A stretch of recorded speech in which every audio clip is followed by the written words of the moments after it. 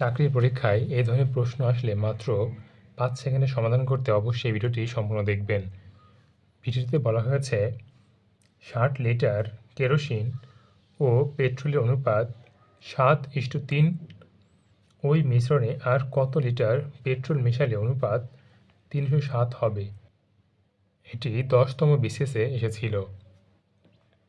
এই ধরনের প্রশ্ন সমাধান করতে আমাদের এই শর্টকাটটি ব্যবহার করতে হবে।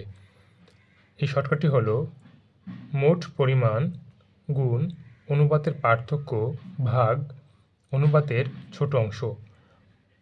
অর্থাৎ মোট পরিমাণ অর্থাৎ এখানে যেই পরিমাণটা দেয়া থাকবে সেটা এখানে একটি অনুপাত দেয়া আছে এবং এখানে একটি অনুপাত দেয়া আছে। এই অনুপাতের সংখ্যা দুটোর মধ্যে যে পার্থক্য হবে সেই পার্থক্যটা এখানে বসাতে হবে। এরপর অনুপাতের ছোট অংশ অর্থাৎ এই অনুপাত এবং এই অনুপাতের সবচেয়ে ছোট অংশ ৩ সবগুলোকে ৩ দ্বারা ভাগ করলেই আমাদের এই প্রশ্নের সমাধান বের হয়ে যাবে। মোট পরিমাণ এখানে আমাদের মোট পরিমাণ দেওয়া আছে ৬০ গুণ অনুপাতের পার্থক্য ৭ থেকে ৩ অর্থাৎ ৪ ভাগ অনুপাতের ছোট অংশ।